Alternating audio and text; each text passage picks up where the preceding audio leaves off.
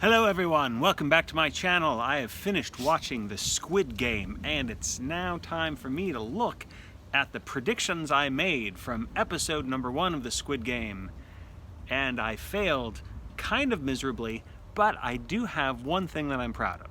So how did I fail? Well, when I watched the first episode of the Squid Game, which by the way was fascinating and entertaining, but also disturbing, and yet I couldn't stop watching it. Maybe you were like that as well. I'm going to be giving away spoilers, by the way, so if you haven't seen the Squid Game, turn away from this video channel right now. So what did I get terribly wrong? Well, from the first episode, I was wondering who is the man behind the mask?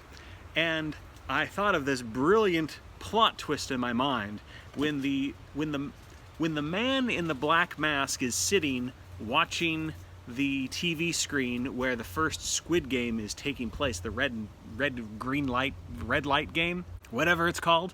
That's when I thought, aha, he's watching a recorded broadcast of this because the man in the black mask was one of the participants in the Squid Games, and now he's watching his glory days. And so I imagine that this was like this non-linear plot twist that they were throwing in. Having gone back and watched some of episode 1, I see now I was obviously horribly wrong because there's enough to indicate that this is clearly going on at the same time. But I was fascinated by the idea of the mastermind behind the Squid Games being a participant in the Squid Games. So the man in the black mask did turn out to be a previous winner of a previous Squid Game, so I wasn't too far off with that, but he was a character that I didn't guess at all. I did say in my video prediction that at first I thought it was the old man because he seemed to be having too good of a time, and I wish I had stuck with that theory because of course that turns out to be one of the big plot twists of this TV show. That old man is the mastermind behind the Squid Games.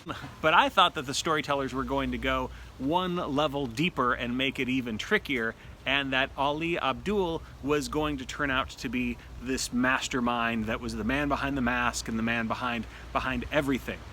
And one of the reasons why I thought that is because Ali seemed so kind and self-sacrificing when he reaches out and saves our protagonist from certain death at risk of his own life. And I thought, he's too good to be true.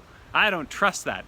And then, of course, as you continue to watch the show, you see that Ali is a very nice, very trustworthy young man, and it's his naivete that unfortunately gets him killed before the end of the games.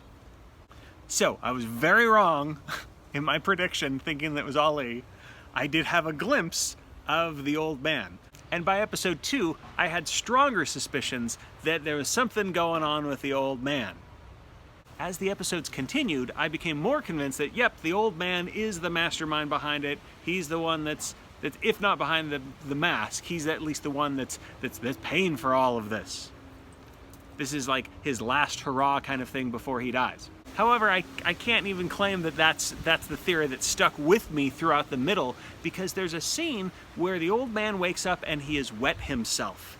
And that's when, poof, I thought, like, nope, he's just a nice old guy, and I feel bad that I even suspected him. He's got to be completely innocent. He's not going to be a mastermind and then wet himself. So I was wrong again. So I loved the way this story kept me guessing.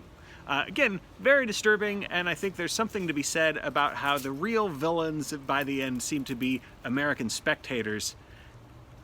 So I felt, you know, is it even ethical for me to watch and be entertained by the Squid Game?